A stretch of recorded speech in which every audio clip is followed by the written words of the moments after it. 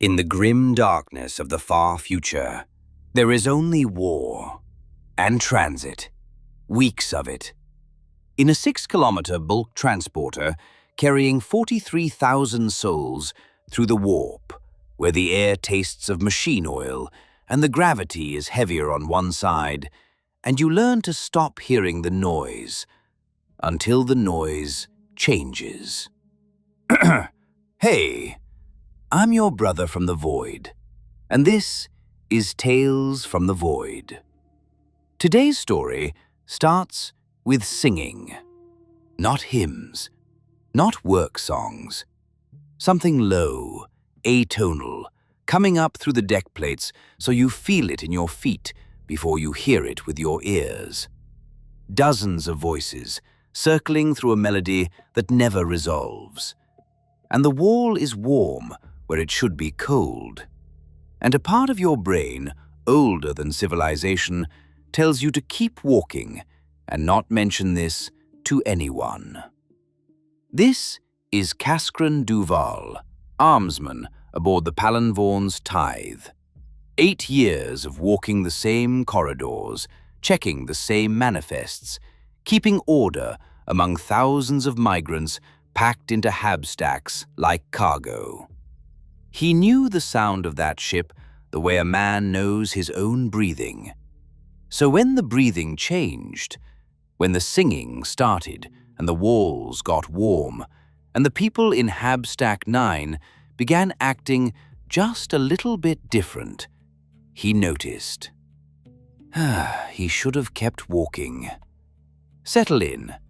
This is Tales from the Void. Let's begin. You hear things on a ship. That is the first lesson any voidsman learns, and it is the lesson that keeps him alive the longest. You hear the groan of the hull flexing under pressure differentials.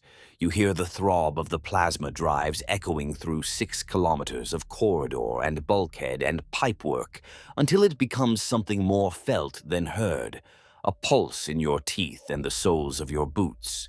You hear the hiss of recycled air through ventilation grills and the distant clatter of the engineerium crews running their rituals, their cant hymns blending with the machine noise until the two are indistinguishable. You hear all of it, every hour of every shift, and after a while you stop hearing it the same way you stop noticing the weight of your own bones. It becomes the silence, the backdrop, the nothing. So when the nothing changes, you notice.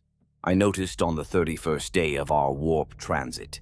I was walking my usual patrol route through Hab-Stack 9, the port-side residential block that housed roughly 4,000 migrant laborers bound for the forges of Vethris Quintus. The route was routine. I had walked it 600 times over the 8 years I served as an armsman aboard the Palanvorn's Tithe. I knew the sound of that corridor the way a man knows the sound of his own breathing. The ambient hum of the air processors, the murmur of voices behind thin partition walls, the occasional bark of a child or the scrape of a cookpot on a heating element. Standard. Expected. What I heard that night was singing. Not the hymns the ministorum preachers led during their twice-daily devotionals, not the work songs the laborers sometimes broke into when the recyc wine had been flowing. This was something else entirely. Low, atonal, rhythmic. It came from below the deck plates, or seemed to, vibrating up through the metal so that I felt it in the arches of my feet before I properly heard it with my ears.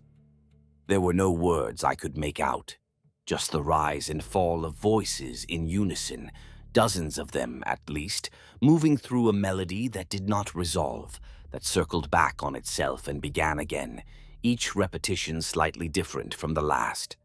I stopped walking, put my hand flat against the corridor wall. The metal was warm, which was wrong. That section of the hull ran alongside an exterior void space, and it should have been cold enough to sting. I stood there for a good 30 seconds, feeling that warmth, listening to that sound, and some part of my brain that was older and less civilized than the rest told me very clearly that I should keep walking, and not mention this to anyone. I should have listened to that part. My name is Casgren Duval. I was armsman second grade aboard the Imperial mass transport vessel Palinvorn's Tithe, charter merchant fleet, segmentum obscurus, transit corridor. I am recording this because someone needs to know what happened on that ship. Not the official version that the naval authorities will put together from debris fields and augur ghosts. The real version, the one that starts with singing in the walls and ends with me standing in a room I should not have been able to reach, doing a thing I did not want to do because there was nothing else left. But I will get to that. Let me tell you about the ship first, because you need to understand her to understand what happened inside her. The Palinvorn's Tithe was not a pretty vessel. She was a Goliath-class bulk transporter, 6 kilometers from prow to stern, wide-bellied and blunt-nosed, built for the singular purpose of moving large quantities of human beings and industrial material from one system to another. She had been doing this for 1,100 years, give or take whatever the warp had done to the calendars, and she wore every one of those years in her hull plates.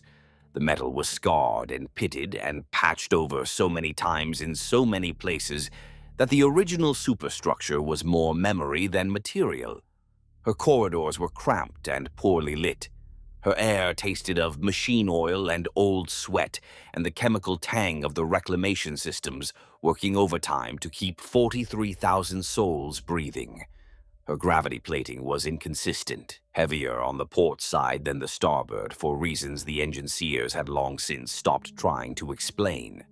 She creaked and groaned and leaked and rattled, and every few months something critical failed, and a section would have to be sealed off while repair crews went in with respirators and cutting torches.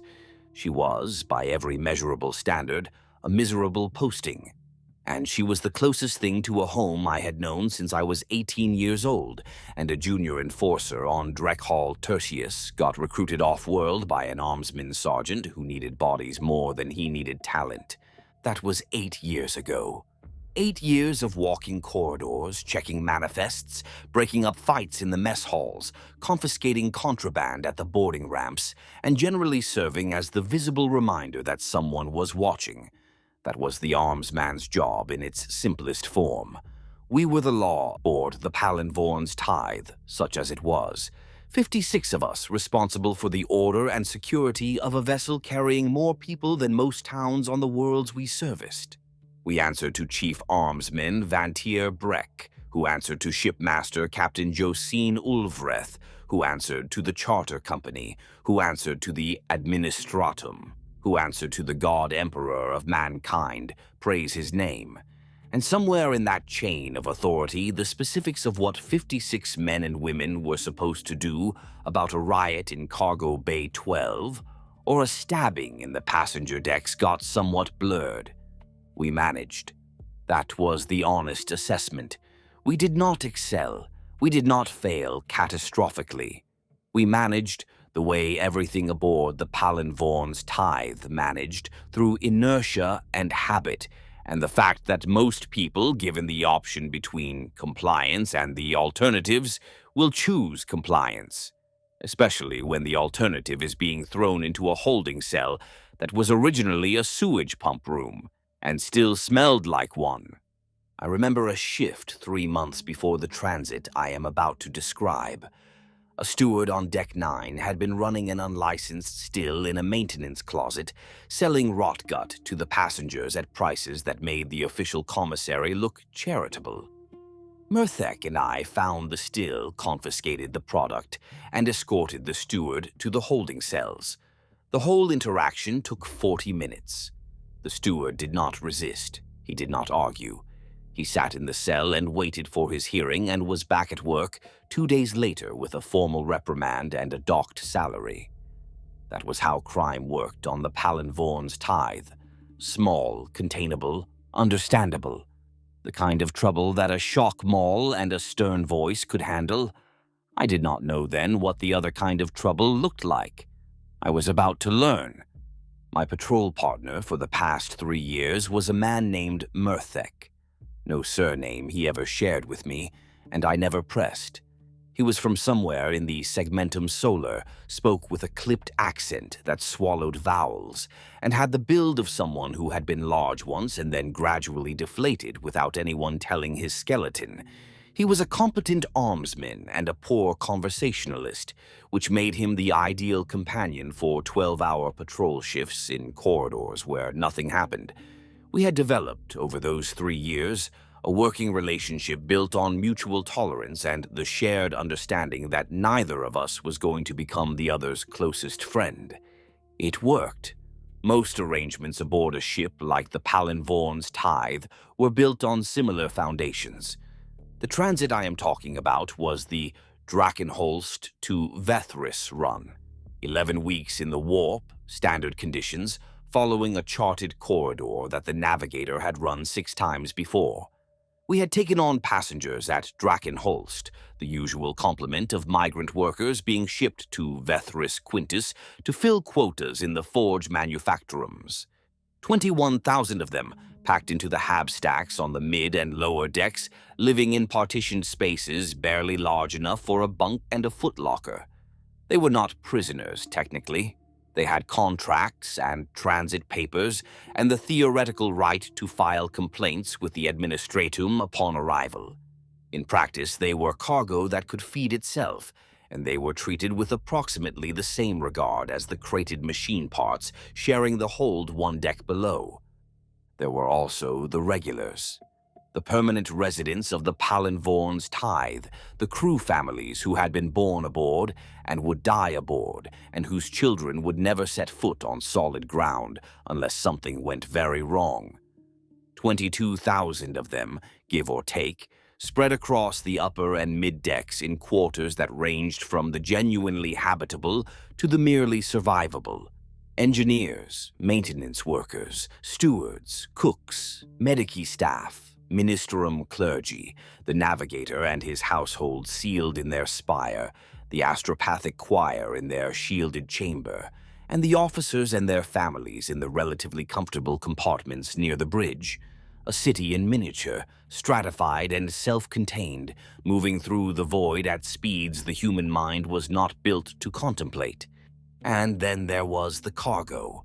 300,000 tons of industrial equipment, processed minerals, administratum documentation, sealed containers marked with mechanicus sigils that we were told not to inspect, and several dozen pallet loads of items listed on the manifest simply as materiel, miscellaneous, classification, standard.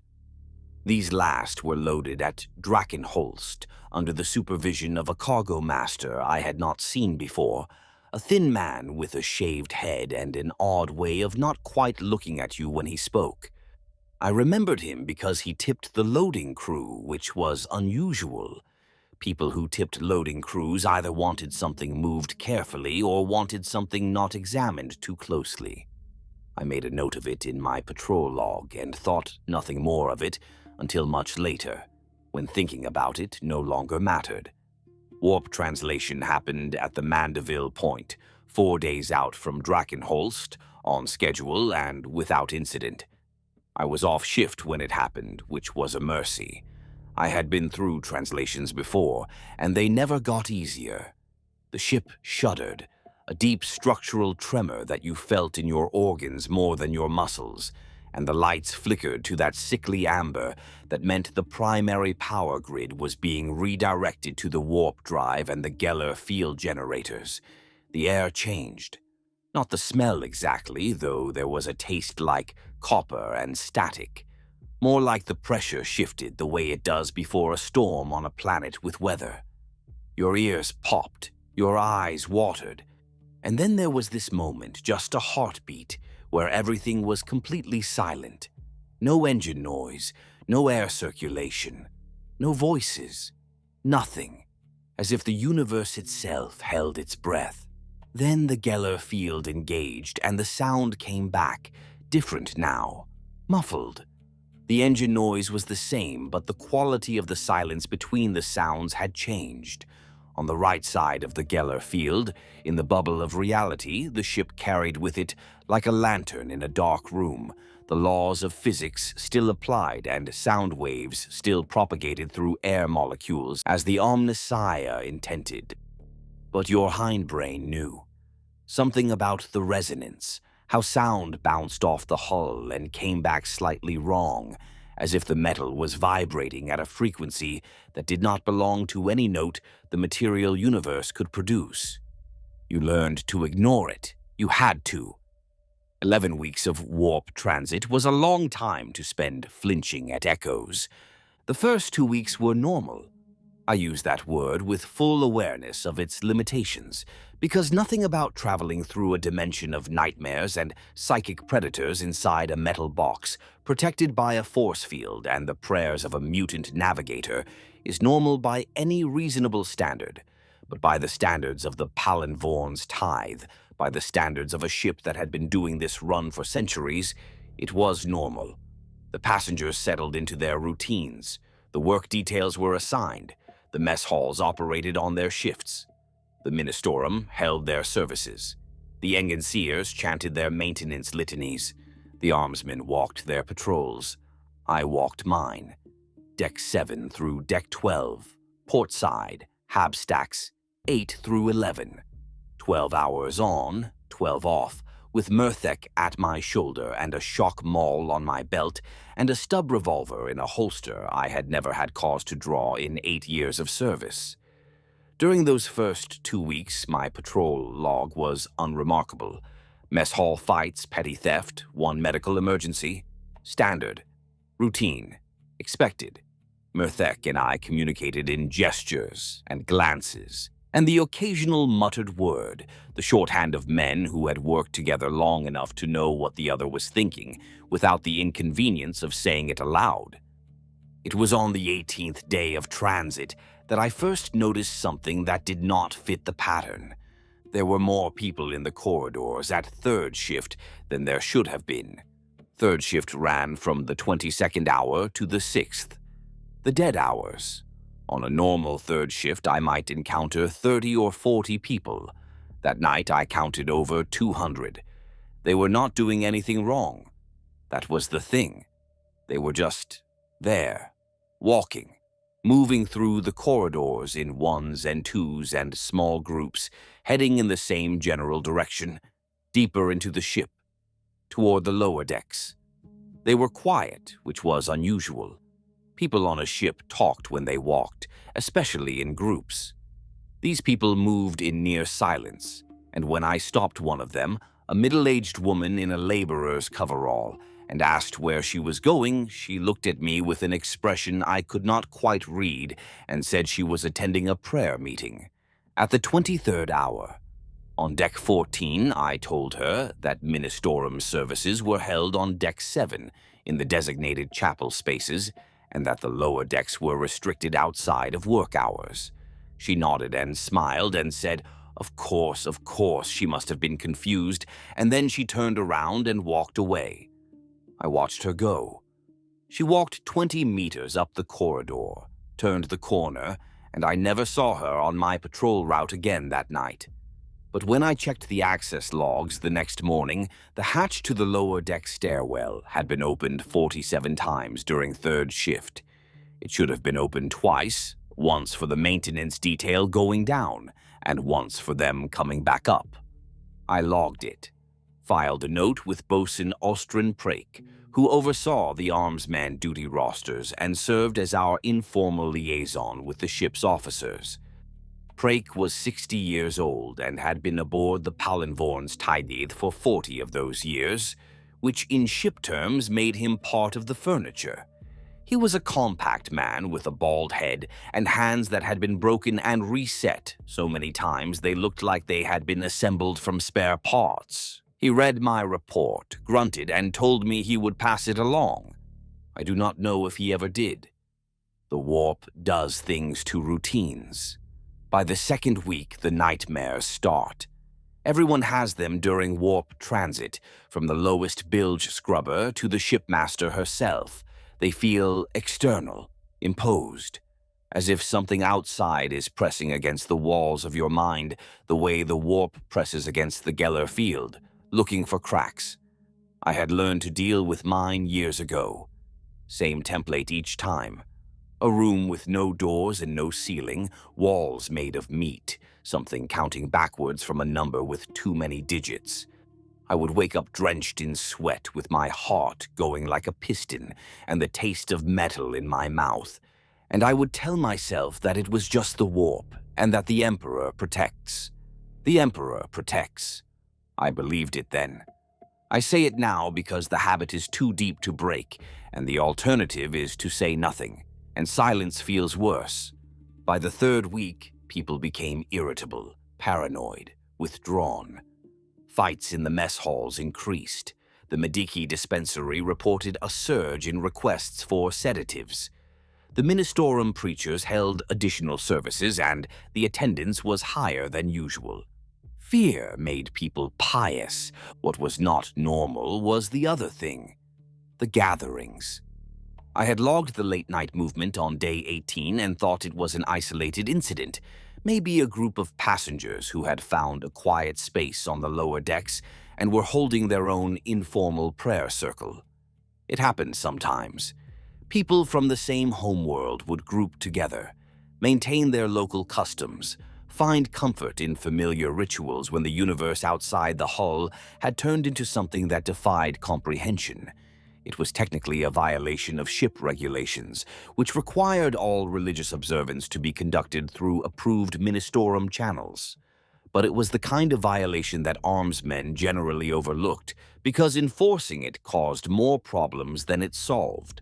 But it was not an isolated incident. Over the following week, I noted the same pattern on 3 more occasions. The corridor traffic during third shift, moving toward the lower decks. The access log anomalies. The quiet. And each time there were more of them. The 47 hatch openings on day 18 became 63 on day 22, then 91 on day 25. I logged every instance. I reported every instance. And each time the response from above was the same polite nothing. Acknowledged. Noted. We will look into it. They did not look into it. On day 27, I changed my patrol route. I told Murthek I wanted to walk the lower deck access corridors instead of our usual circuit through the hab-stacks. He gave me a look that said he thought this was a waste of effort, but was not invested enough to argue about it. And we went down. Deck 14 was cargo territory. Long, wide corridors flanked by the sealed doors of storage bays, dimly lit by strip lumens that had not been replaced in years, and cast everything in a brownish half-light that turned every shadow into a potential ambush. The air was colder down there, closer to the hull, and it carried the metallic smell of the cargo containers and the faint chemical bite of the preservation compounds the Mechanicus used on their sealed shipments. Our boots echoed on the deck plates. Nothing else moved. We walked the full length of Corridor 14 Alpha, then turned into 14 Beta, the cross corridor that connected the port-side storage bays. Nothing. Empty. Clean, or as clean as anything on the Palinvorn's tithe ever got. No sign that anyone had been down here outside of the authorized maintenance schedule. Murthek pointed at the deck plates.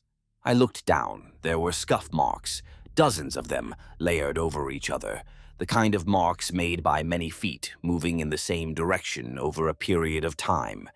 They led to a storage bay door at the far end of 14 Beta, Bay 147, according to the stenciled designation on the wall. I checked the manifest on my data slate. Bay 147 was listed as containing surplus engineering components, pipes, cable spools, replacement deck plates, low-priority cargo, not scheduled for unloading until Vethris Quintus. The door was locked. That was correct.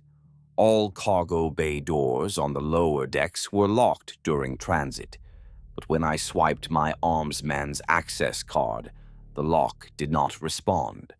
I tried it again. Nothing. The card was valid. The reader was functional, its small green indicator light blinking steadily. The lock simply refused to acknowledge my authority. I looked at Murthek. He looked at the door. Then he looked at me and shrugged, which was Murthek's way of saying that this was above his level of concern and he would prefer to go back to the upper decks where the air was warmer and the lights were brighter and locked doors were someone else's problem. We turned to leave. That was when I saw it. At the far end of 14 Beta, where the corridor curved toward the aft bulkhead, the strip lumen had burned out. The darkness there was thick in the way that darkness on a ship should not be, too solid, too full, as if it had weight and texture. Something moved inside it. I caught the motion at the edge of my vision, a shape shifting against the blackness, and for less than a second the adjacent lumen's light caught a surface that reflected it back wrong.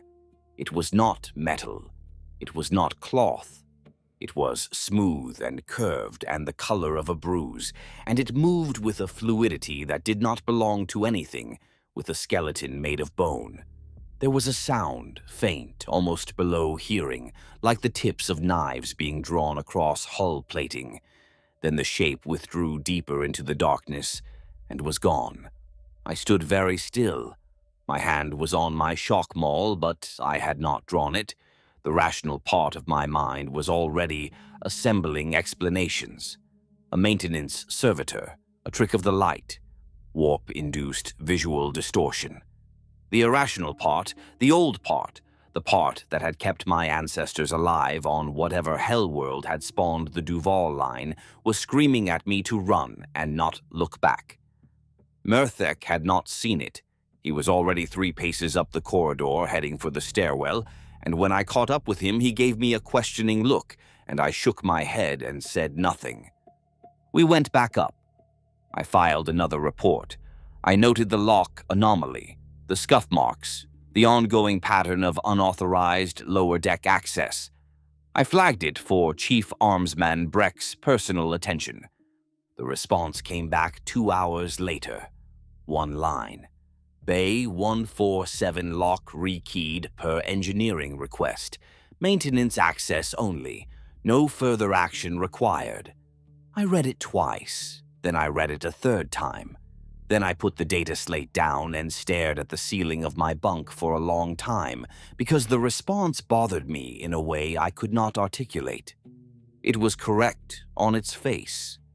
Engineering rekeyed locks all the time. It was part of routine maintenance, but the scuff marks and the 3rd shift foot traffic and the singing that I would hear 4 days later through the deck plates of hab-stack 9, all of it was settling into a pattern, and the pattern looked wrong. I did not know what it looked like. Not then. I just knew it did not look right. Day 31 was when I heard the singing. I have already told you about that. The warmth in the hull plate, the atonal voices rising through the deck, the way my instincts told me to walk away. I did not walk away. I stood there listening for nearly 2 minutes, trying to pin down where it was coming from, and then it stopped. Not faded. Stopped, as if someone had flipped a switch. One moment the sound was there, vibrating through the metal and into my bones. The next, silence. Just the normal ship noise, the hum and throb and hiss that I had stopped hearing years ago, and now heard again because the absence of the singing made everything else louder. I pulled up my data slate and marked my position. Deck 9, Corridor 9 Gamma, Frame Section 227, directly above cargo storage levels on Deck 14. I cross-referenced the layout. The singing, if I was reading the acoustics correctly, had been coming from somewhere in the vicinity of Bays 145 through 150, a cluster of storage spaces on the port side, below and aft of the hab-stacks. Bay 147 was in that cluster. I completed my patrol and went to find Murthek. He was in the armsman's ready room, eating a ration bar with the mechanical disinterest of a man who had stopped tasting food years ago. I told him what I had heard. He chewed, swallowed, and asked if I had been sleeping properly. I told him I had. He asked if I had been drinking. I told him I had not. He thought about this for a moment and then said that he had heard nothing on his route, which covered the starboard hab-stacks, and that hull acoustics during warp transit were unreliable and I should probably get some rest. He was not wrong about the acoustics. Warp transit did strange things to sound. The Geller field boundary was permeable to certain kinds of energy, and hull resonance produced phantom harmonics that experienced crew called warp hum. But warp hum was random, atonal, structureless. What I had heard was organized, rhythmic, purposeful. It had sounded like people singing together in a way that suggested practice and familiarity. I did not push the point with Murthek. He was not going to be convinced by my description, and I was not certain enough of my own perception to insist. Instead, I went back to the access logs. They were gone. Not all of them. The standard maintenance and patrol logs were intact, current, properly time-stamped, but the anomalous entries I had been tracking, the late-night hatch openings, the unusual corridor traffic patterns, the flagged access attempts, all of them had been scrubbed from the system. My own reports were still filed, still visible in the armsman log, but the supporting data they referenced no longer existed. As far as the ship's records were concerned, nothing unusual had happened on the lower decks at any point during this transit. I sat in front of the terminal for a long time, scrolling through the gaps where the data used to be, and I felt the precursor to fear. The moment when your body recognizes a threat before your mind has finished processing what the threat actually is. The adrenaline hit before the understanding. My hands were steady on the keys, but my pulse was elevated, and there was a tightness in my chest that had nothing to do with the recycled air. Someone with system access had deliberately erased those records. An officer, a senior technician, or an engineer. The list of people with that level of clearance was short, and every name on it was someone who should have had no reason to care about foot traffic on the lower decks at third shift. I did not file a report about the missing data. If someone was editing the records, they would edit that report too. Instead, I started keeping a separate log, handwritten, in a blank maintenance ledger I took from the supply locker, using the shorthand code Murthek and I used for patrol notes. Paper, ink, not connected to any system that could be remotely accessed and altered. I kept that ledger on my person from that day forward. I have it now. The days after that blurred together in the way that ship days do when the routine is still mostly intact, but the edges are starting to fray. I walked my patrols, I watched the corridors, I counted heads and noted faces and tried to identify what was different without being able to point to any single thing that was definitively, provably wrong.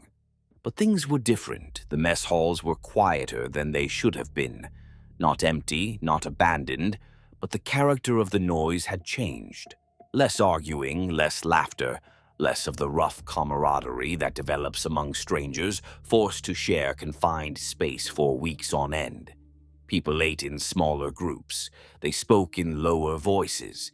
They left faster than they used to, clearing their trays and filing out in orderly silence instead of lingering over the dregs of their recaf as they had during the first 2 weeks. In the hab-stacks, doors that used to be open were closing. I remember one in particular. A compartment on Corridor 9 Delta, where an old woman had sat in her doorway every shift I walked past, mending clothes and talking to anyone who would listen. She had been there every patrol for the first 3 weeks. On day 32, the door was shut. I knocked. The mending basket was visible through the gap under the door. I could hear her breathing on the other side, slow and steady and quiet, waiting for me to leave. She did not open. She did not speak. I moved on. Doors were closing.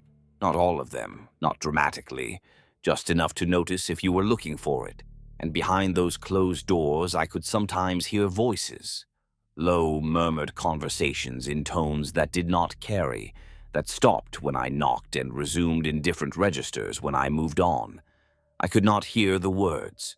I did not need to. The pattern was enough. On day 35, I had my first real conversation with Aldrin Thune. I had seen him before, of course. On a ship the size of the Palinvorn's tithe, you did not know everyone, but you knew the regulars, the faces that appeared on your patrol route with enough frequency to become part of the landscape. Thune was one of those faces. A passenger, not crew. Early 60s, maybe older, with the weathered complexion and the careful posture of a man who had spent significant time in variable gravity environments. He had the look of former military, which was common enough among the migrant laborers. The Imperium chewed through soldiers the way the ship's engines chewed through fuel, and the ones it spat out alive had to go somewhere. Many of them ended up on transports like this, riding the slow circuits between worlds, looking for work that would take a man with a bad back and a 1,000-yard stare and no references from his last employer. Thune was different from the other ex-military passengers in one respect. He watched things, not in the jumpy, hyper-vigilant way of a man with untreated combat trauma. In the calm, deliberate way of someone who was trained to observe and had never lost the habit. I had noticed him noticing things during the first week and filed it under the general category of people who bore watching, which was a list every armsman maintained and rarely acted on. He found me in the Deck 7 commissary during my meal break, sat down across from me uninvited, and said without preamble that he needed to tell me something and that he needed me to listen without interrupting because he was only going to say it once. I told him that was not how conversations with armsmen usually worked. He told me he did not care, so I listened. Aldrin Thune had served 23 years in the Imperial Navy. Able voidsman, then petty officer, then senior rating aboard a lunar-class cruiser called the Fervid Resolve. He had served in 3 minor engagements and 1 major fleet action. He had been dishonorably discharged 4 years ago for striking a junior officer and had been working passage on transports ever since, moving from world to world with no particular destination, doing whatever labor was available at each stop and then moving on. He told me all of this in the flat, economical tone of a man providing a credential rather than telling a story. He was not interested in my sympathy or my approval. He was establishing that he had seen things, that he knew what he was talking about. Then he told me about the Corvath Seren. The Corvath Seren was a troop transport, larger than the Palinvorn's tithe, running resupply missions along the Ultima Segmentum border. Thune had served on escort duty when the Corvath Seren made its final run from Baka Station to the Drusus Marches. The transit was supposed to take 8 weeks. It took 14. When the Corvath Seren finally translated back into real space, it was broadcasting a general distress signal on all frequencies. Its engines were dead and its hull was cold. The Navy boarded it. Thune was part of the boarding party. What they found inside was a ship that had been taken apart from within, not physically. The structure was intact, the systems functional, the cargo still secured, but the crew was gone. 30,000 people, military and civilian, evaporated from a sealed vessel in the middle of a warp transit. No bodies, no blood, no signs of combat or struggle, just empty corridors and abandoned duty stations and mess halls where meals sat half-eaten on the tables as if everyone had stood up at once and walked away. Except they had not all walked away. In the deepest part of the ship, in the bilge spaces below the engineering deck, the boarding party found what was left of the crew that had not gone willingly. Thune did not describe what they found down there, and I did not ask. The look on his face when he got to that part of the story told me everything I needed to know about the kind of things that lived in the spaces between those words. What he did describe was what the Ordo Xenos investigation found after the Navy turned the ship over to the Inquisition. The Corvath Seren had been infested. Something had come aboard at Baka Station, hidden in the cargo or among the passengers, or somewhere in the dark crawl spaces that every ship has and every crew avoids. Something that had spread through the crew over the course of weeks, changing them, converting them, turning them from individuals into extensions of a single will, a hive intelligence that operated through biology rather than technology, that rewrote its hosts at the genetic level and bound them to itself through a psychic link that no human willpower could resist. Genes stealers. That was the word Thune used. I had heard it before, but only in the abstract, the way you hear about plagues and Xenos threats in briefings that are meant to keep you scared enough to obey, but not informed enough to act. A steward passed our table carrying a tray of empty cups. Thune stopped talking. He watched the man walk the full length of the commissary and disappear through the service hatch before he continued, and I noticed that his left hand had moved to the edge of the table where a blunt eating knife sat beside his tray. He had not picked it up, but his fingers were touching it. He told me what he knew, which was more than anyone outside the Inquisition should have known, and which he had pieced together over years from fragments and rumors, and the things he had seen on the Corvath Seren.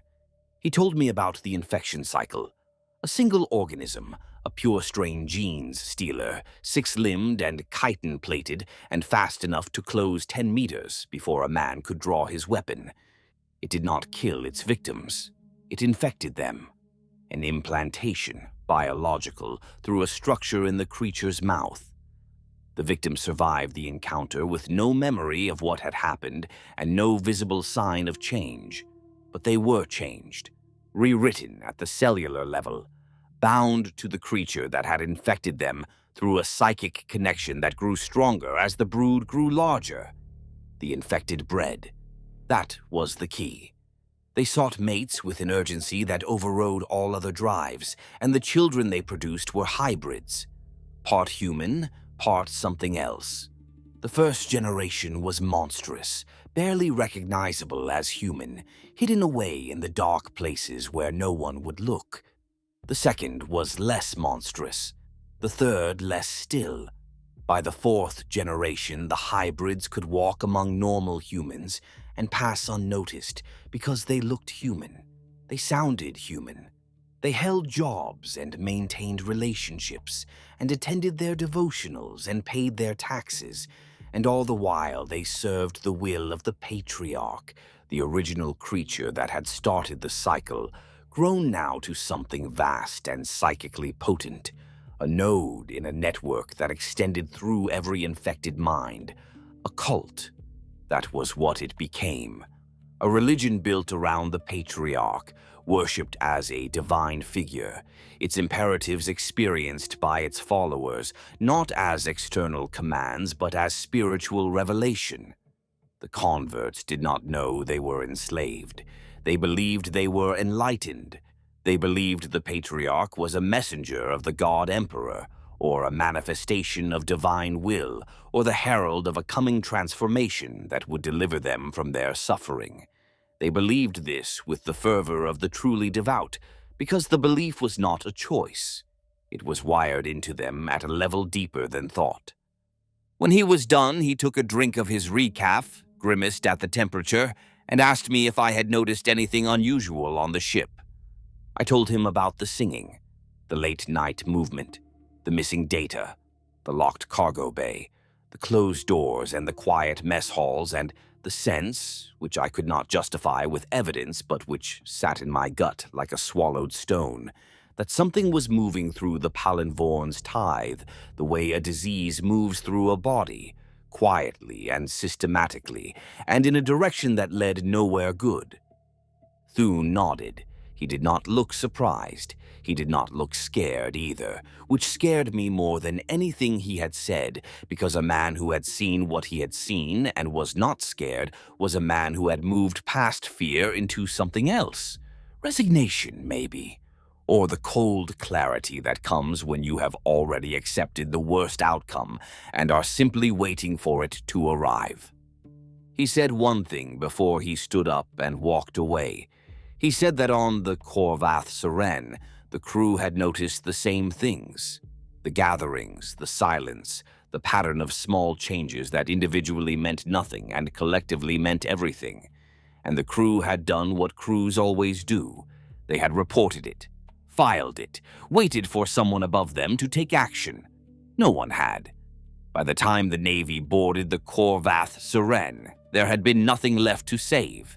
He left me with that. I sat in the commissary for another 20 minutes, staring at my own recaf, thinking about locked cargo bays and singing in the walls, and a ship full of empty corridors where 30,000 people used to be. Then I went back to my bunk and added everything Thune had told me to my handwritten ledger, in as much detail as I could remember, and I hid the ledger inside the padding of my body armor, where no one would find it unless they stripped me down to the skin. I did not sleep that night, not because of the warp nightmares, because of the ones that were already inside the ship. The next morning I went to see Chief Armsman Breck. Vantier Breck had been Chief Armsman for 11 years, which made him the longest-serving head of security the Palinvorn's tithe had seen in recent memory. He was a tall man, lean, as people who eat enough to survive but not enough to enjoy it tend to be, with a narrow face and deep-set eyes that gave him a permanent expression of mild displeasure. He ran the armsman detail with an efficiency that bordered on indifference. He gave clear orders, expected them followed, and did not particularly care whether his people liked him as long as they did their jobs. I had worked under worse. I had also worked under better, but on a ship like the Palinvorn's tithe, you took what you got and were grateful it was not actively hostile. I found him in his office, a converted storage closet on Deck 5 with barely enough room for a desk and 2 chairs. He was reviewing duty rosters when I walked in. He did not look up. He asked me what I wanted. I told him I had concerns about potential security threats on the lower decks and requested a formal investigation with additional armsmen assigned to support. He looked up then. His expression had not changed from its baseline of mild displeasure, but something behind his eyes shifted, a tightening, a calculation. He asked me what kind of security threats. I gave him the summary. The late-night movement, the singing, the altered access logs, the locked cargo bay, the behavioral changes in the passenger population. I told him that a passenger with relevant military experience had identified the pattern as consistent with a Xenos infiltration event, and that I believed the threat was credible. I did not mention Thune by name. Some instinct told me to keep that card close. Breck listened. He did not interrupt. He did not ask questions. When I was finished, he leaned back in his chair and folded his hands over his stomach and looked at me with the expression of a teacher confronting a student who has given a very earnest answer to the wrong question. He told me that warp transit was stressful, that people behaved unusually during extended periods in the immaterium, that religious gatherings, even unsanctioned ones, were a predictable response to the psychological pressures of the warp and did not constitute a security threat, that the access logs had been purged as part of a routine data maintenance cycle which happened regularly and which I would have known about if I had read the engineering bulletins, that the lock on Bay 147 had been changed at the request of the senior engineer for perfectly mundane reasons related to cargo integrity, that the singing I had reported was almost certainly warp hum, which was well documented and harmless. He said all of this in a calm, reasonable voice. Every point was plausible on its own. Taken individually, each of his explanations was more likely than the alternative I was proposing, which was that our ship had been infiltrated by alien parasites. He was my superior officer. He had 11 years of experience. He had access to information I did not. And he was lying. I knew it the way you know a corridor is wrong before you can see what is wrong with it. The explanations were too neat, too ready. He had not needed to check anything, not the engineering bulletins, not the maintenance schedule, not the cargo manifest. He had answers for every point I raised, pre-assembled and waiting, as if he had been expecting this conversation and had prepared for it. People who are hearing unexpected information for the first time ask questions. They frown. They reach for their data slate to verify. Breck did none of those things. He sat in his chair and delivered his responses with the smooth assurance of a man reading from a script. And when he was done, he told me to return to my duties and stop chasing shadows. I stood up. I thanked him for his time. I walked out of his office and closed the door behind me, and I added Vantier Breck's name to the list of things in my ledger that did not add up. 3 possibilities. 1. Breck was incompetent and was genuinely failing to see what was happening on his ship. 2. Breck was frightened and was choosing denial over confrontation because the alternative was too large to process. 3. Breck was compromised. I did not know which one it was. At the time, I hoped it was 1 or 2. I could work around incompetence or cowardice. What I could not work around was a chief armsman who was actively working against me, because that would mean the infection had already reached the command structure, and if it had reached the command structure, then the options available to a second-grade armsman with a shock maul and a 6-round revolver were extremely limited. I went to find Thune. He was in the passenger common area on deck 8, sitting in a corner with his back to the wall and his eyes on the entrance, which told me everything about his state of mind. I sat down next to him and told him about Breck. He listened, nodded, and said that the thing about these infestations was that they did not start at the bottom. The first people the cult targeted were always the ones with authority. The officers, the supervisors, the security chiefs, the people who could suppress investigations and alter records and ensure that the warning signs were ignored until it was too late. On the Corvath Seren, the entire command staff had been compromised before the boarding party arrived. The captain, the first officer, the master-at-arms, all of them, walking and talking and giving orders and attending to their duties, and all the while their minds were threaded through with something that was not their own. I asked Thune what we should do. He gave me a look that was almost pitying and said that the honest answer was that there was probably nothing we could do. If the infestation was as far along as the signs suggested, the tipping point had already passed. The cult had enough members and enough infrastructure to move openly when it chose to, and when that happened, the unconverted would be given a simple choice: join or die. I asked him what the dishonest answer was. He almost smiled at that. The dishonest answer, he said, was that we could try to get a message out. If we could reach the astropathic choir, if even one astropath was uncompromised, a distress signal could be sent into the warp. It would be garbled, fragmented, degraded by the turbulence of the immaterium. But it would be something, a warning, a marker, a scream in the dark that someone, somewhere might hear and might act on. It was not much of a plan, but it was the only one we had. I should tell you about Setha Corvey now, because she matters to the story and because what happened with her is the part I find hardest to tell.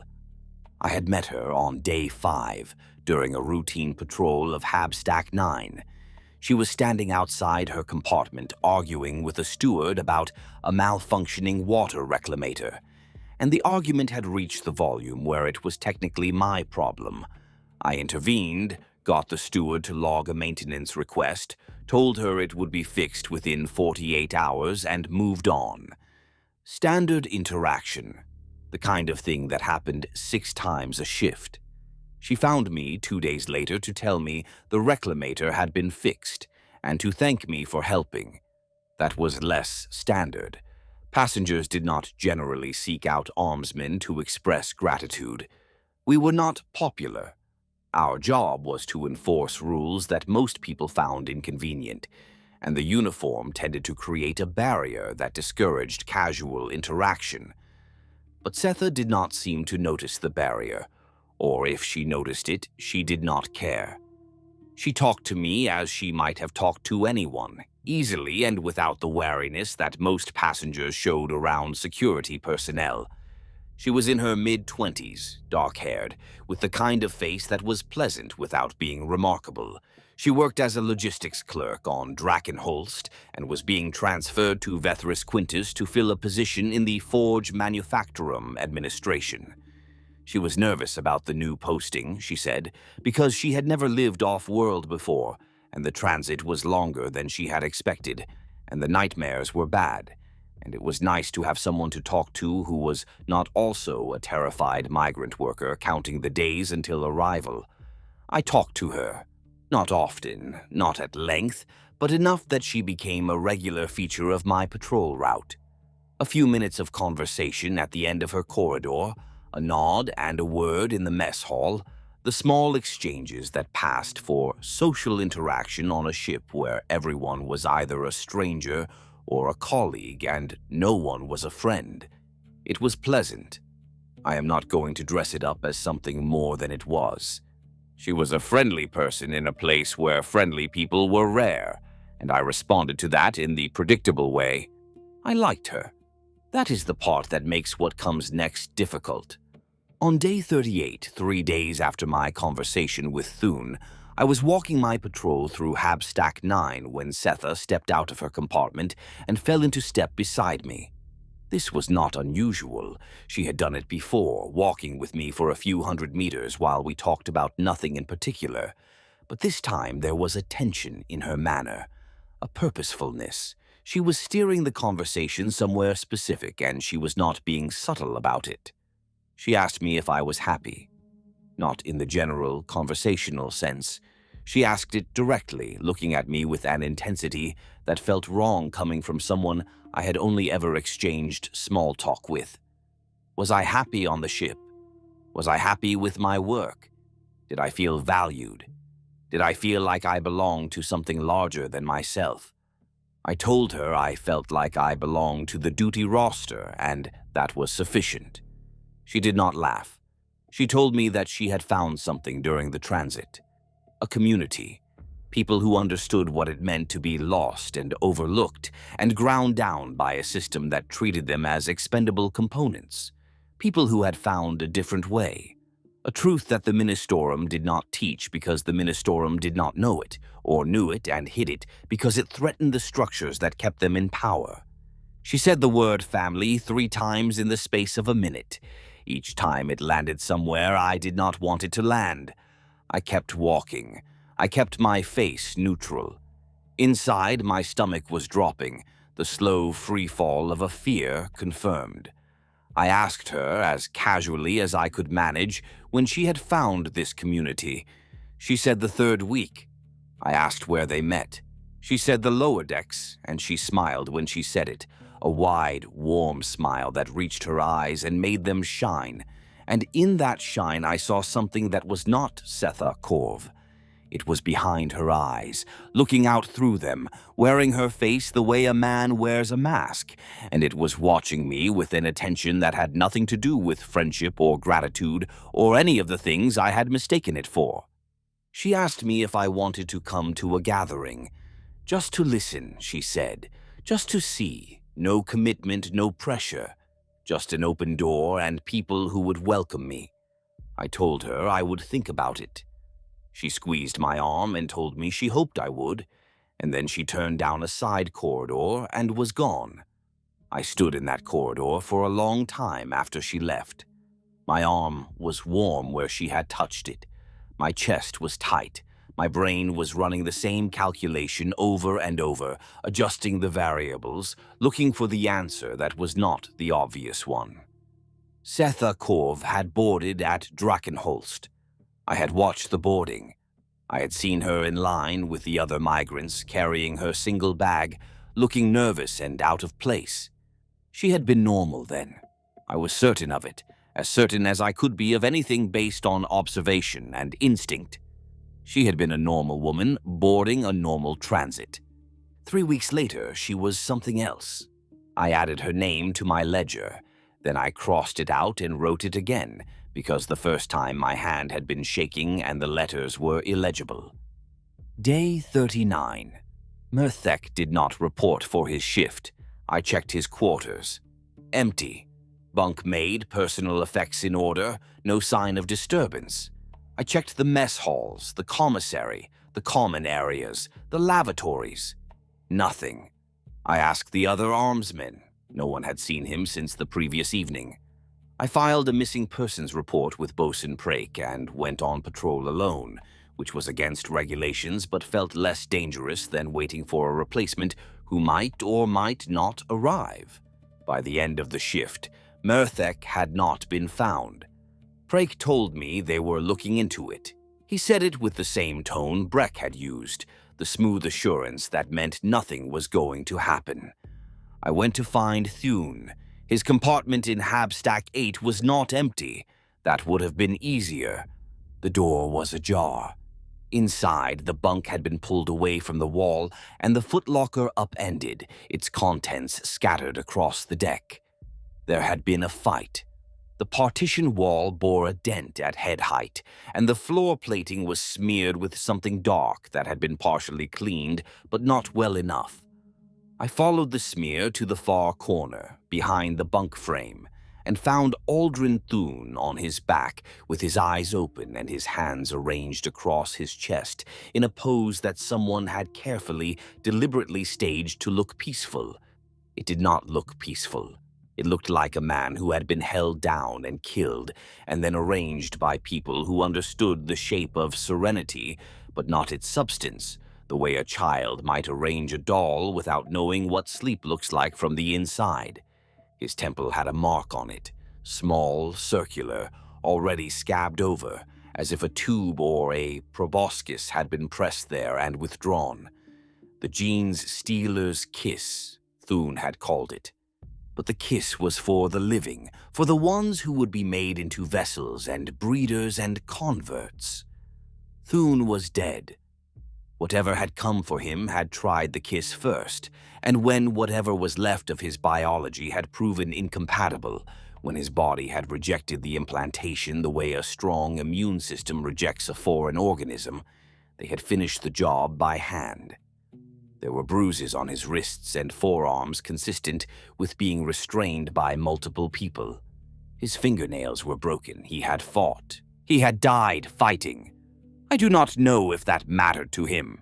It mattered to me. I closed his eyes. I took the data crystal he wore on a cord around his wrist, the one I had seen him touch during our conversation in the commissary, the one that probably contained whatever records he had kept of the Korvath Seren and everything he had learned since. I put it in my pocket. Then I pulled the blanket off the bunk and covered him, because there was nothing else I could do, and leaving him staring at the ceiling felt wrong. Merthek gone.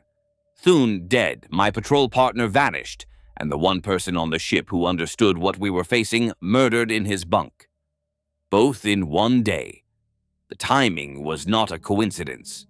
I went back to my bunk and sat on the edge and took out my ledger and held it in both hands and tried to think. The logical thing to do was escalate. Go above Breck. Go directly to Captain Ulvreth. The shipmaster had the authority to order a full security sweep, to lock down sections of the ship, to bring the armsmen to combat readiness, and search every compartment from bridge to bilge. If I could convince her that the threat was real, everything could change.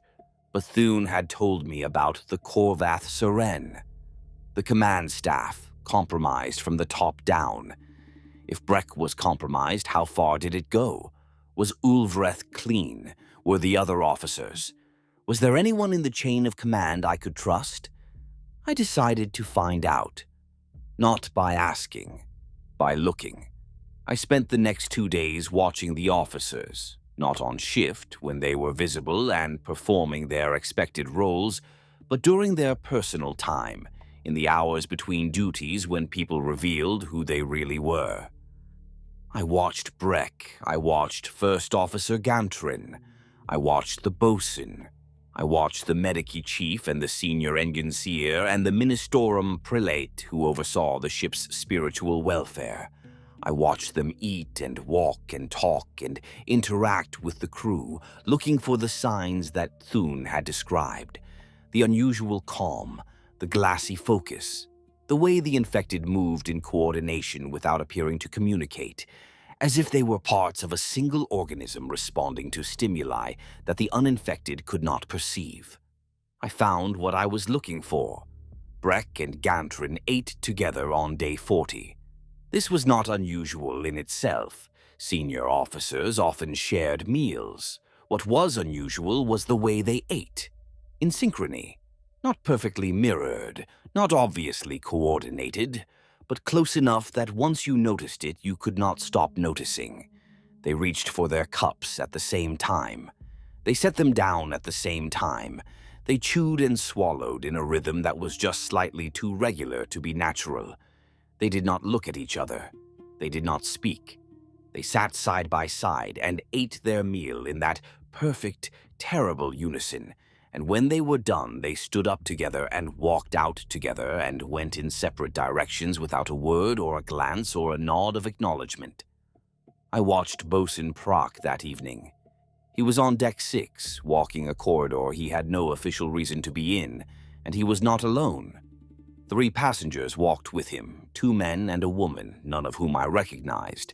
They moved in the same silent, purposeful way I had seen the late-night crowds move toward the lower decks.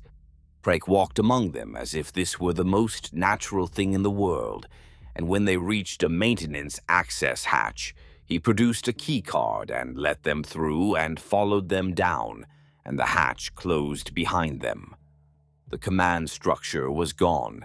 Breck, Gantrin, Prak, 3 of the 5 most senior people on the ship outside of the shipmaster and the navigator. I did not know about Ulvreth. I did not know about the navigator. I did not know how many of the armsmen, the engineers, the stewards, the thousands of passengers in the hab-stacks were still themselves and how many were wearing their own faces, like borrowed clothing. I was running out of allies. I was running out of time. And the Palinvorn's tithe was nearly 6 weeks deep into a warp transit with 5 weeks remaining, sealed inside its Geller field bubble, as cut off from the rest of the Imperium as if it existed in a separate universe, which, in a sense, it did. On day 41, I made a decision that was either the bravest or the most foolish thing I had ever done. I was not sure which. The distinction felt academic. I went to see the astropaths.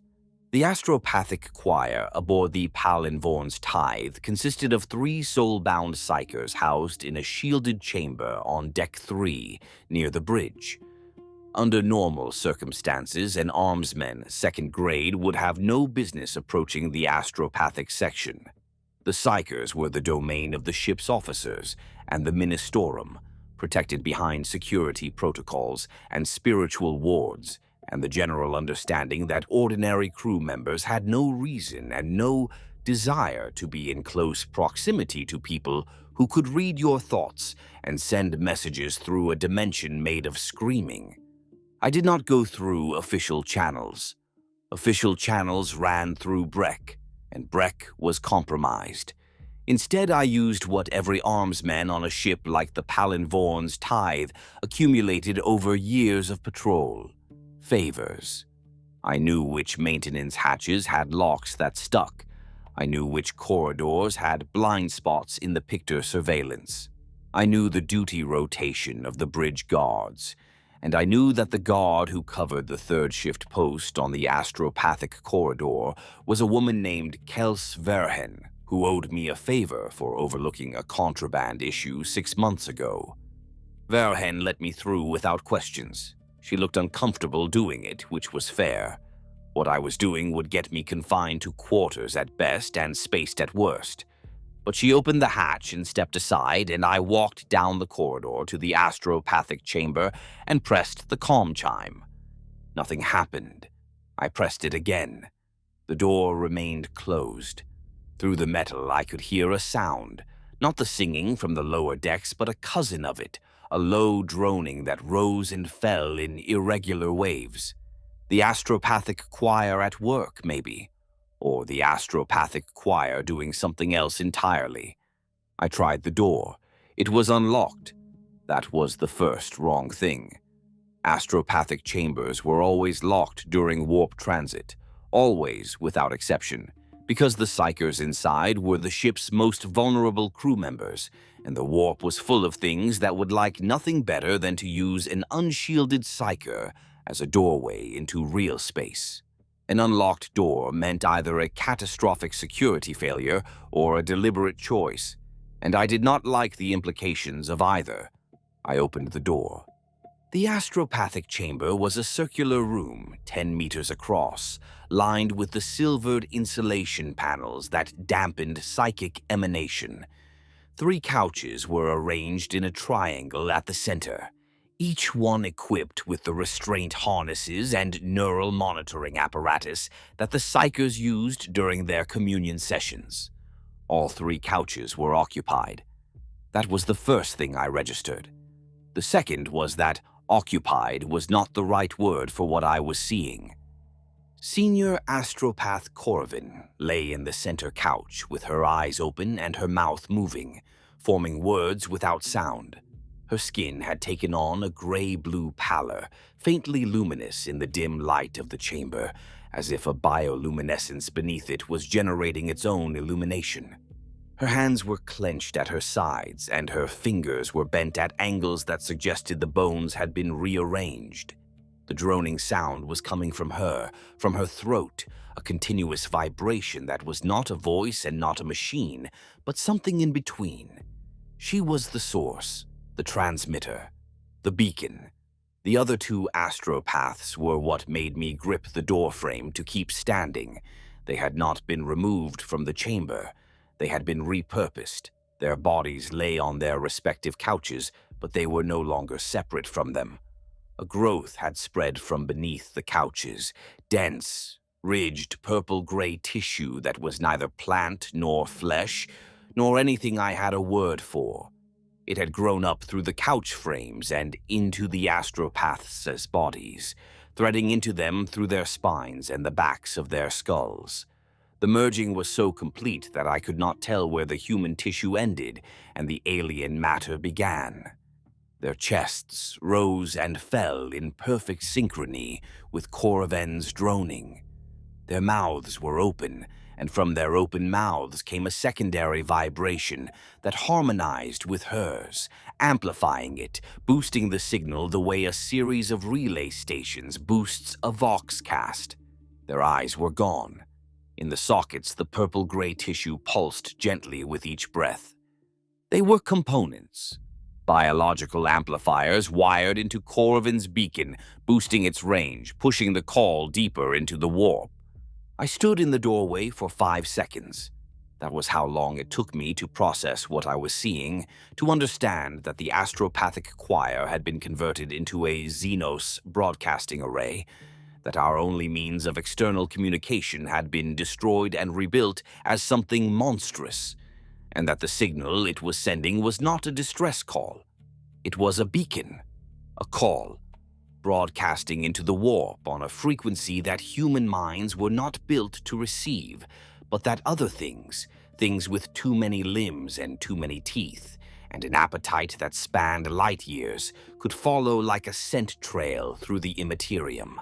I backed out of the chamber and closed the door and walked back up the corridor past Verhen, who asked me if I was all right. I told her I was fine. I was not fine. I was the opposite of fine. But the word fine was smaller and easier to carry than the truth, and I needed to keep moving. No astropaths, no external communication, no allies in the command structure. The ship was sealed, mid-warp, surrounded by an ocean of nightmares, and the thing inside it was already bigger than anything I could fight. The plan Thune and I had discussed was dead before it started. There was no message to send, no one to send it to, no rescue coming from outside because outside was the warp, and the warp did not rescue anyone. That left one option: find the shipmaster. Captain Josine Ulvreth was the only authority figure I had not yet assessed. If she was clean, there was still a chance. A slim one, but a chance. The shipmaster had access to the ship's emergency systems, the weapons lockers, the engineering controls, the command overrides that could lock down any section of the vessel. With her authority and my information, we might be able to organize the remaining uncompromised crew, isolate the infected sections, and hold out until translation back to real space. If she was not clean, then we were done, and everything that followed was just the dying. I found Captain Ulvreth on the bridge. Or rather, I found the bridge because getting past the security checkpoint required another favor and another uncomfortable conversation with another guard who did not want to be involved in whatever I was doing, but liked the alternatives less. The bridge of the Palinvorn's tithe was a cramped, functional space dominated by the main helm console and the flickering green glow of the auguor displays. It smelled of machine oil and old sweat and the particular metallic tang that bridge equipment developed after years of continuous operation. 4 duty officers sat at their stations. Breck was not among them, which was a mercy. Ulvreth was in her command chair, a bolted-down seat at the center of the bridge that had been worn smooth by generations of shipmasters. She was a small woman, compact and gray-haired, with the kind of face that had settled into permanent lines of concentration and had probably not smiled in years.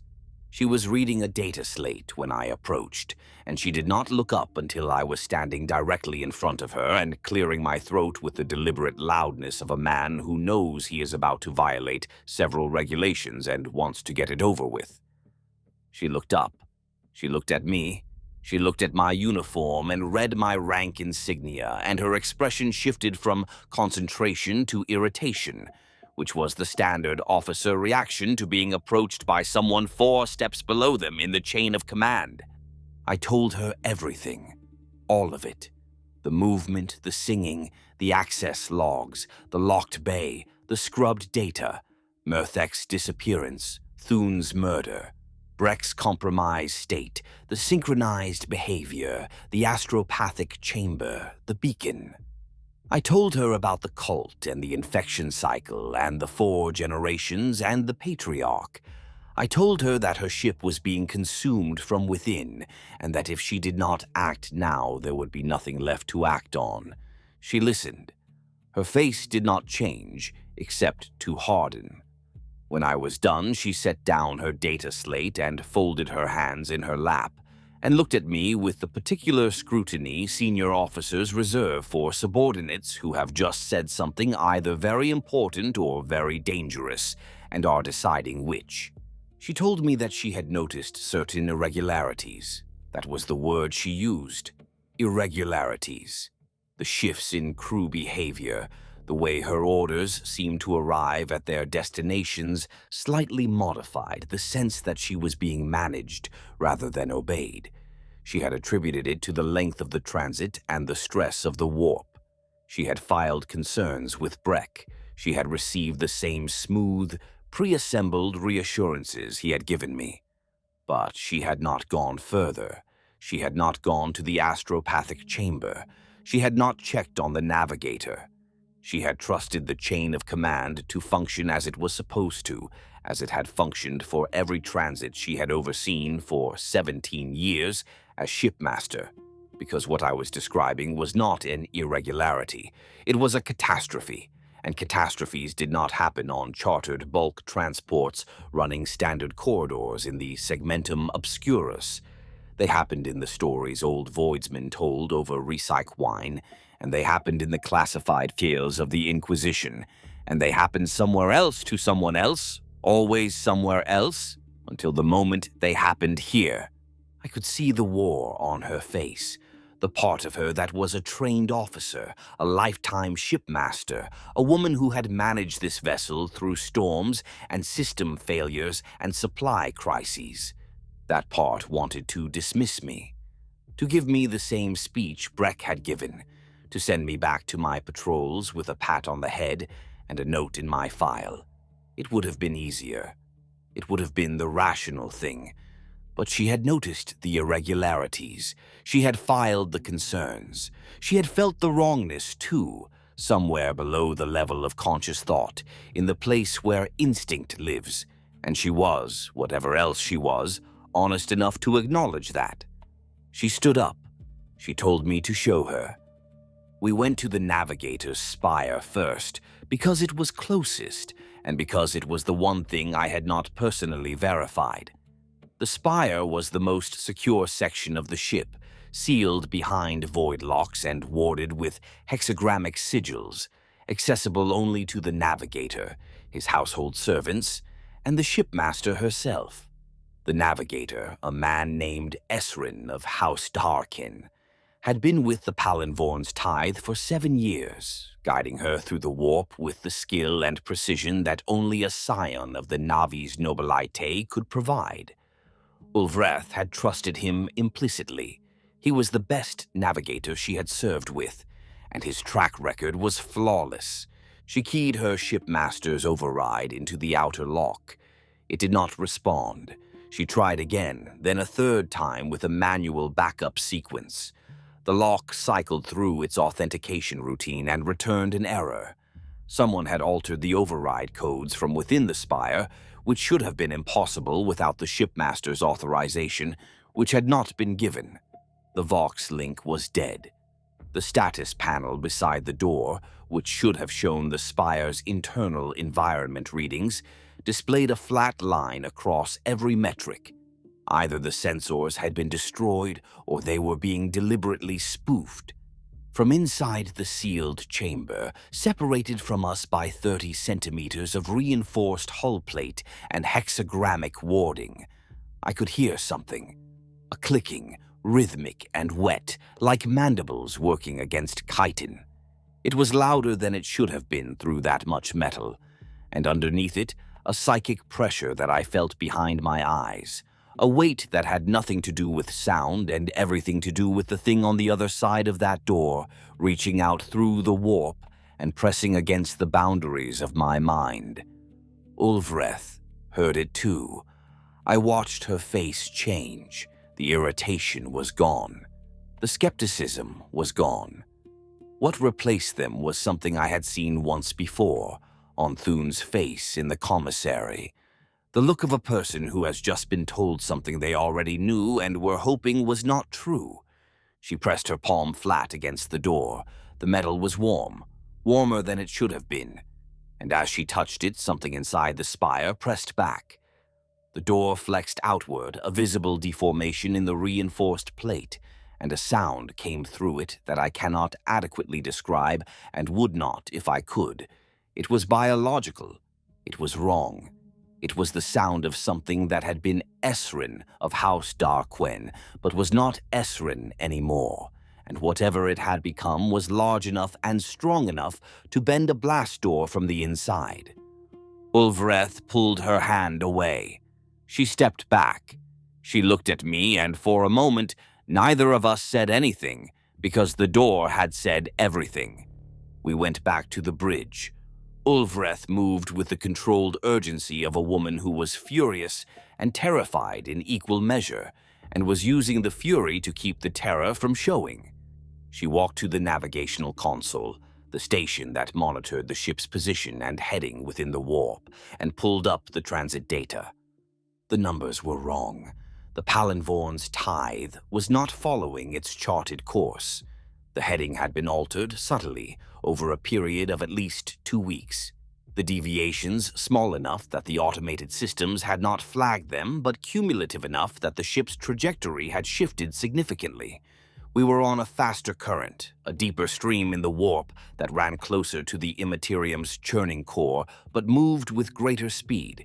Whoever had adjusted the heading, Esrin himself, or the thing that had replaced him, had cut the remaining transit time by more than half. The 5 weeks we should have had before translation to real space at the Vethris Mandeville point was gone. According to the navigational data, the Palinvorn's tithe would emerge from the warp in 11 days. 11 days, not 5 weeks. 11 days before 43,000 souls, most of them no longer their own, would be disgorged into the Vethris Quintus system, carrying with them an infection that would sink roots into a forge world of 7 billion and never let go. Ulvreth stared at the numbers. I watched her do the calculation. 1 ship against a world, 43,000 against 7 billion. The same arithmetic the Imperium had been doing since its founding. The grim equation that turned people into figures and figures, into decisions and decisions, into things that kept you awake for the rest of your life. She was a shipmaster. She understood the calculus. The morality was complicated. The numbers were not. She asked me what I thought we should do. I told her the truth. I told her I did not think we could save the ship. The cult had the numbers, the infrastructure, the command staff, the astropaths, the navigator. They had been working on this for weeks, maybe longer, maybe since before the transit started, seeding their people among the passengers and crew at Drachenholst, positioning them in key roles, establishing the foundations of an organization that could take the ship apart from inside, while the uninfected went about their routines and noticed nothing until it was too late. We were past the point where a security sweep and some locked doors would solve the problem. This was not a criminal conspiracy that could be broken by arresting the ringleaders. This was a biological infestation, and it had metastasized, and we had 11 days before it spread to a world. She did not argue. She did not plead for alternatives. She asked me how. I told her the only way I could think of. The Geller field. Without it, the warp would flood in and nothing aboard would survive. Not the crew, not the passengers, not the cult, not the patriarch. It would be a death sentence. For me, for Ulvreth, for every man and woman and child on the ship who had not been touched by the cult and who would die not knowing why. Ulvreth was silent for a long time. The bridge hummed around us, the quiet noise of a ship running on automatic, its crew at their stations, its systems ticking over. The auger displays painted green light on the walls. 11 days glowed on the navigational readout like a countdown to something none of us would survive regardless. She asked if I was certain there was no other way. I told her I was not certain of anything. But I told her what Thune had said about the Korvath Seren, about the crew that had waited and reported and followed procedure and done everything right, and how the Navy had found their ship full of empty corridors and a silence where 30,000 voices used to be. I told her that waiting was a choice too, and that the thing about waiting was that it felt safe right up until the moment it killed you, and that we did not have 5 weeks to be wrong. We had 11 days. She closed her eyes. She opened them. She stood up from her command chair and straightened her uniform and became, in that moment, every centimeter the shipmaster of an Imperial vessel, and she told me to follow her. The Palinvorn's tithe had emergency protocols, as all Imperial vessels did. One of those was a shipmaster's override, a physical key and a code sequence that would shut down the Geller field generators from a secondary control station on Deck 16. The override existed because there were scenarios where a shipmaster might need to destroy her own ship to prevent a greater catastrophe. Demonic incursion. Warp plague. navigational failure, or infestation. We left the bridge together, moving quickly through the upper deck corridors toward the accessway that led down to Deck 16. Ulvreth walked with purpose, her shoulders set, her face composed. She did not speak. Neither did I. There was nothing left to say that the silence did not already contain. We made it to Deck 8 before they found us. The corridor ahead was blocked, not by a barricade or a locked door, but by people. 20 of them, maybe more, standing shoulder to shoulder across the full width of the passage, silent, motionless, watching us with eyes that reflected the strip lighting in ways that human eyes should not. They were dressed in standard passenger clothing, workers' coveralls and stewards' uniforms and maintenance jumpsuits, and their faces were calm and blank and identical in their blankness, as if the same expression had been stamped onto each one from a single template. Murthek was among them. Third row, left side, still wearing his armsman's uniform with the shock maul on his belt. His face had the same emptiness as the others, the same placid non-expression. But his eyes tracked me when I moved. I had walked patrols with this man for 3 years. I had eaten meals across from him and shared silences that meant more than most people's conversations. He looked at me now the way a stranger looks at a piece of furniture. At the center of the group stood a man I had not seen before. He was tall, taller than anyone else in the corridor, with a shaved head and features that were almost too symmetrical, too balanced, too perfect. He wore a simple robe, gray, unadorned, and he held his hands clasped in front of him in a pose that might have been prayer. His eyes were the wrong color, not the blue or brown or gray of normal human variation, but a deep, luminous violet that seemed to pulse faintly in the dim light, as if something behind them was breathing. He smiled at us. It was the most frightening thing I had ever seen, because it was a real smile, warm and genuine and full of what I can only describe as love. He loved us. He loved us the way the sea loves the shore, with an encompassing, indifferent hunger that did not distinguish between objects and that would consume everything it touched, given enough time.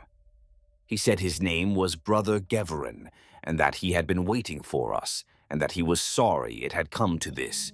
He said it with the practiced regret of someone who had been patient for a long time and was disappointed that patience had not been enough. I knew his face. It took me a moment to place it because the context was wrong, because the last time I had seen those features, they had belonged to a thin cargo master on the Drachenholst loading ramps who tipped the crew and would not quite meet my eyes. The same shaved head, the same unsettling symmetry. He was larger than I remembered, broader in the shoulders, as if something had been growing inside him since Drachenholst. He had been aboard since the beginning. He had walked the cargo aboard himself. Ulvreth told him to stand aside. Her voice was steady. Her hand was on the ceremonial bolt pistol she carried at her hip, the one that every shipmaster wore as a badge of office, and that most never had occasion to draw. Geverin did not move. He looked at Ulvreth first, then at me, and when he spoke again, it was to me directly. He called me by name, not my rank. My name.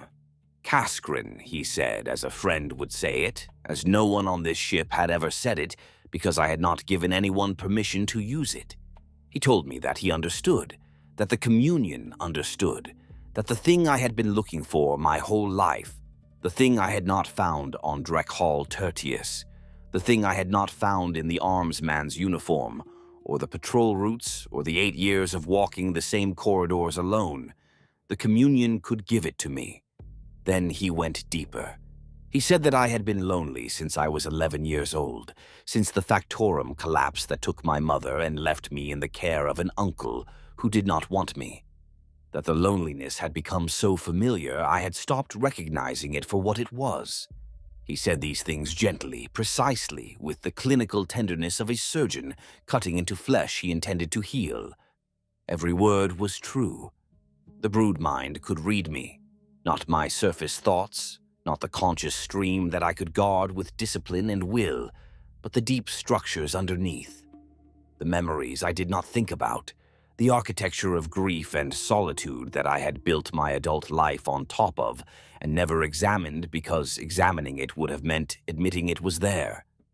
Givren was looking at it all, the way a man looks at the blueprint of a building he intends to demolish, and he was offering to replace it with something better, something warm, something shared, something that would fill every room I had ever left empty.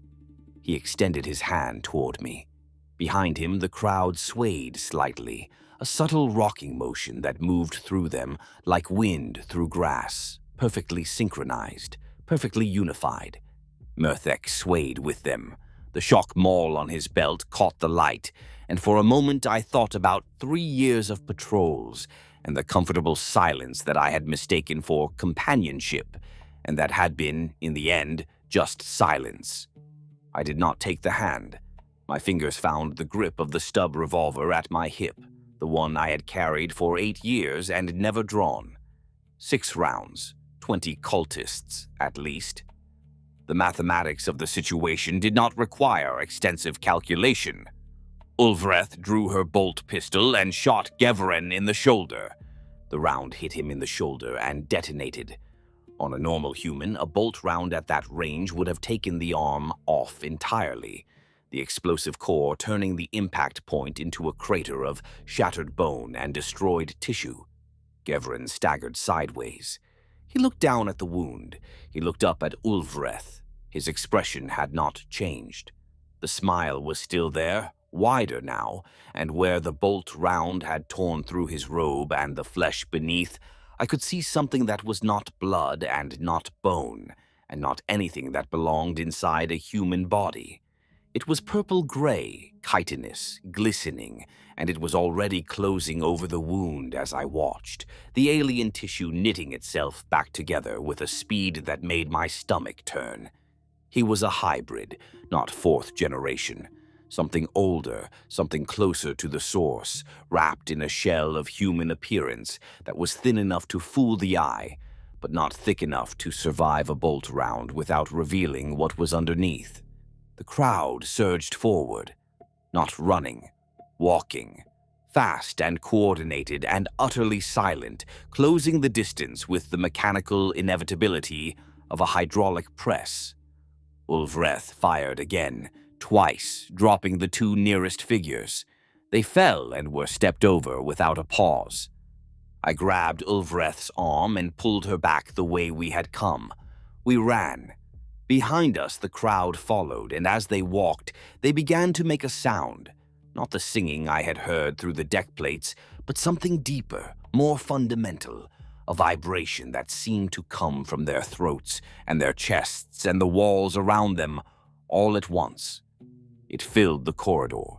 It pressed against my eardrums and my thoughts, and the inside of my skull. We ran. Deck 8 to Deck 7, 7 to 6, through maintenance corridors and service access ways, through the parts of the ship I knew better than anyone, because I had walked them 600 times over 8 years. Behind us, the sound followed, always behind, always the same distance. On the Deck 7 junction, in the cross corridor that connected the hab-stacks to the service access ways, I saw Setha Corvey. She was alone, standing in the middle of the corridor with her arms at her sides and her head bowed and her shoulders shaking. She was not blocking our path. She was not moving toward us. She was just standing there, and she was crying. Not the ecstatic weeping of a convert communing with her patriarch. These were hard, ugly, broken sobs, the kind that come from a place too deep for the brood mind to reach, from whatever fragment of Setha Corvey still existed underneath the rewriting and the communion and the beautiful lie that had swallowed her whole. Her hands were clenched at her sides, and her fingernails were cutting into her palms, and blood was running down her fingers and dripping onto the deck plates in small, steady drops. She looked up as we passed, Her eyes were wet and her face was contorted, and for 1 second I saw her. Not the cult, not the brood mind. Her. The woman who had thanked me for fixing her water reclamator. The woman who had been nervous about her new posting and had talked to me because I was a familiar face in a ship full of strangers. She was still in there, buried under layers of genetic imperatives and psychic control, and she was screaming without sound at the thing that had taken her life and her mind and her future, and used them as raw material for something she had never asked for. She said my name, just the one word. Kaskren. The same way Giveren had said it, but different. His had been calculated. Hers was a drowning person calling out to someone standing on the shore. I did not stop. I could not. Stopping would have meant dying, and dying would have meant failing, and failing would have meant Vethris Quintus and 7 billion lives, and everything I had just decided to sacrifice this ship to prevent. I ran past her. The sound she made as I passed was worse than anything the warp had put in my nightmares. I carry it still. I will carry it for the remainder of my life, which will not be long. They were not chasing us. They were herding us, driving us away from the lower decks, away from the Geller field controls, away from the one thing they could not afford to let us reach. Ulvereth realized it at the same moment I did. She stopped running. She braced herself against the corridor wall, breathing hard, and looked at me, and in her eyes I saw the calculation that I was already running in my own head. Down was blocked. The main corridors were compromised. The lower decks were the cult's territory. But the Palinvorn's tithe was 6 kilometers of metal and pipe and forgotten spaces, and I had spent 8 years learning every one of them. I told Ulvereth to follow me. There was a maintenance shaft on Deck 6, frame section 180, that connected to the ventilation trunk running vertically through the ship's core. It was not on the official schematics. It had been a construction access point during a refit decades ago and had been sealed off afterward, but the seal was a welded plate over a hatch, and the weld had cracked years ago. I knew because I had found it during a patrol 3 years earlier and had used it once or twice to take shortcuts between decks when the turbo lifts were overcrowded and I was behind schedule.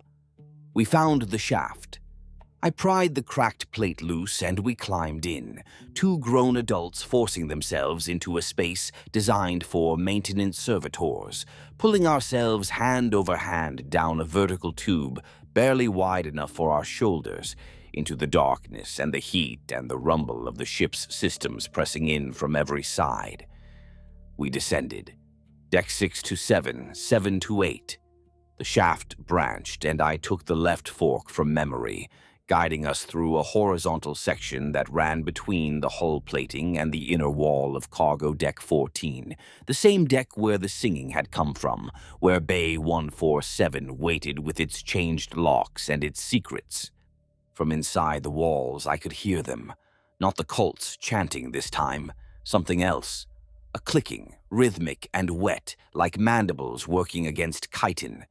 It came from everywhere and nowhere, transmitted through the metal, amplified and distorted by the ship's structure, until it sounded as if the walls themselves were alive and feeding. We kept moving. Down through the ventilation trunk to Deck 15, then into a horizontal service crawlway that I had never used, but that the schematics in my head said should connect to the secondary engineering access on Deck 16. It did. The crawlway opened into a small maintenance alcove behind a cable junction box. Beyond the junction box was a corridor. Beyond the corridor was the secondary Geller field control station. We were close. Ulvereth went first. She stepped out of the alcove into the corridor, bolt pistol raised. The corridor was empty. Dimly lit as all the engineering decks were, the strip lumens casting their inadequate light over deck plates, worn smooth by generations of engineering boots. 20 meters to the control station door. We covered 10 of those meters before the voice came. It came from everywhere. From the walls, The deck plates, the ceiling, the air itself. It was not a voice in the way that a human voice is a voice. It was a pressure, a psychic weight that settled over my thoughts, like a hand pressing down on the surface of still water. It did not speak words. It spoke meaning, directly, bypassing language entirely, and the meaning it conveyed was simple. Stop. Come to us. Be part of something greater. The brood mind, the collective psychic will of the cult, the network of linked consciousnesses that the patriarch sat at the center of like a spider in a web, reaching out through every infected mind, pressing against every uninfected one with the weight of thousands. It had been there the whole time, behind the singing, behind the silence, behind the closed doors and the quiet mess halls and the calm smiles of the converted. It had been pressing against the minds of everyone aboard, gently, patiently, wearing down resistance the way water wears down stone. I felt it push against me. It was warm, inviting. It offered belonging, purpose, the end of loneliness and doubt, and the grinding exhaustion of being a single mind in a universe that did not care whether I lived or died. It offered family. The word again. Family. The word Setha had used, the word the cult used, the word that meant something different to them than it meant to me, and yet pulled at the same place in my chest. I pushed back, not with strength, not with willpower, with stubbornness, which is a meaner and more durable quality than either. I am not a brave man, but I am stubborn, and stubbornness does not need a reason. It just needs the decision, made once and held, that you will not be moved, that whatever pushes, whatever whispers, whatever offers you everything you have ever wanted, you will stand where you are and you will not go. I stood. I walked. 10 more meters. The control station door was ahead. Ulvreth reached it first. She pressed her palm to the ident reader and keyed in her shipmaster's override code. And for a terrible moment, nothing happened, and I thought the cult had changed the locks here too, had thought of everything, had sealed every exit, and blocked every path, and left us nowhere to go except into their arms. The door opened. The secondary control station was a small room, barely larger than Breck's office, containing a single console and the physical mechanism of the Geller field emergency shutdown. It was simple, deliberately so, designed to function even if the ship's primary cogitator network was destroyed. A key slot, a code panel, and a lever. 3 steps to ending everything. Ulvreth had the key. It hung on a chain around her neck, alongside the Aquila pendant and the seal of her charter. She pulled it free and inserted it into the slot. The console lit up.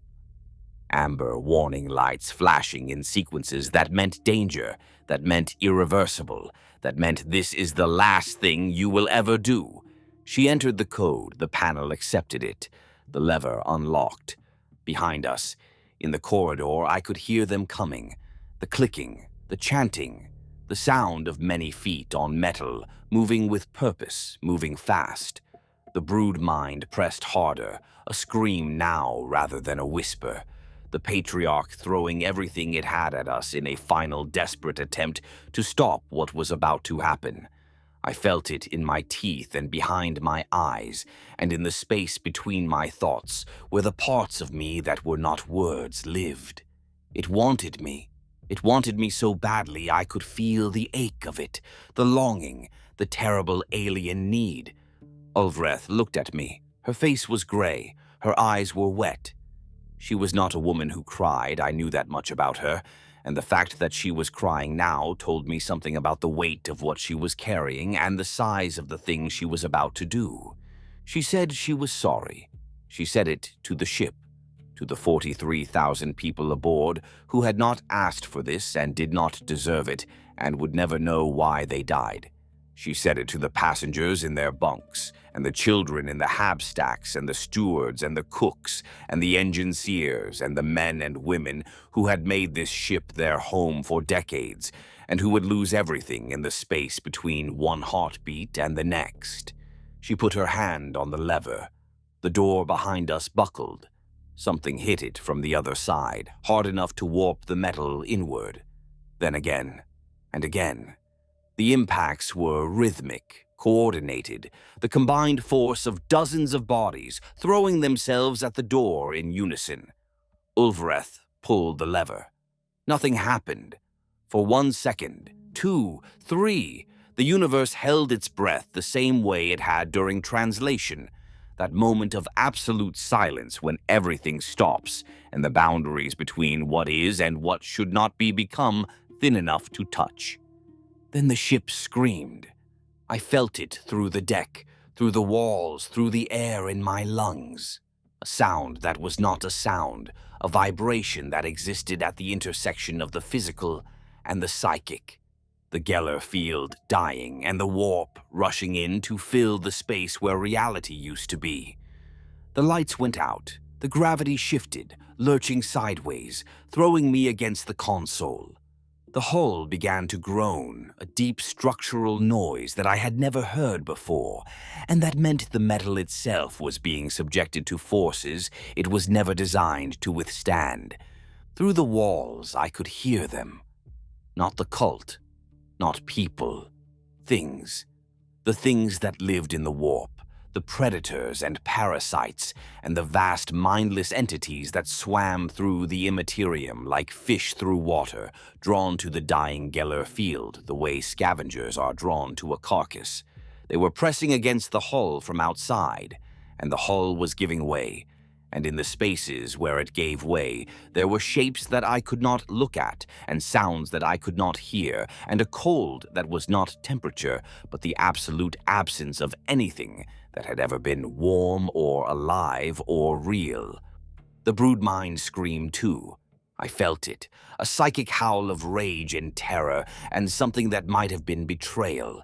The Patriarch and its thousands of extensions realizing in the same instant that the thing they feared more than anything, more than death, more than the silence of disconnection, was happening.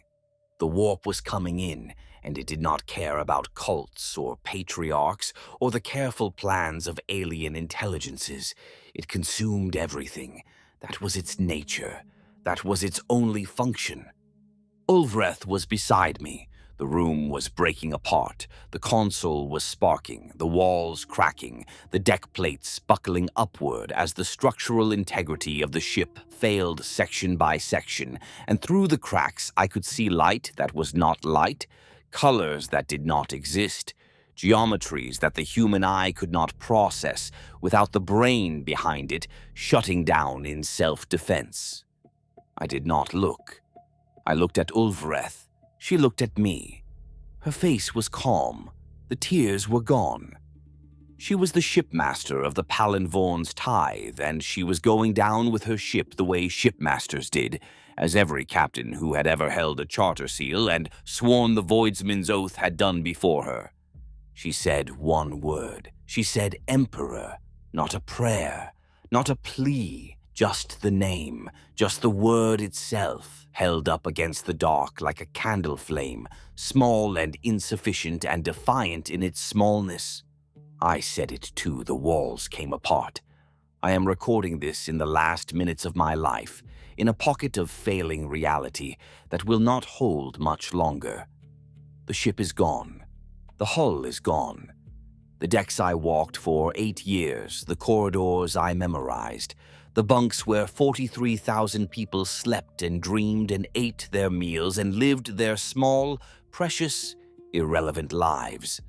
All of it is dissolving into the warp like ink in water. I can hear the immaterium outside this pocket, the sound of it, the weight of it, pressing in from every direction. It will take me soon, but not yet. There is a crack in the pocket, a seam where the real space bubble is thinning, and through it I can see real void darkness, the honest emptiness of space between stars. I have taken the ledger from my armor. Thune's data crystal is wrapped inside the cover.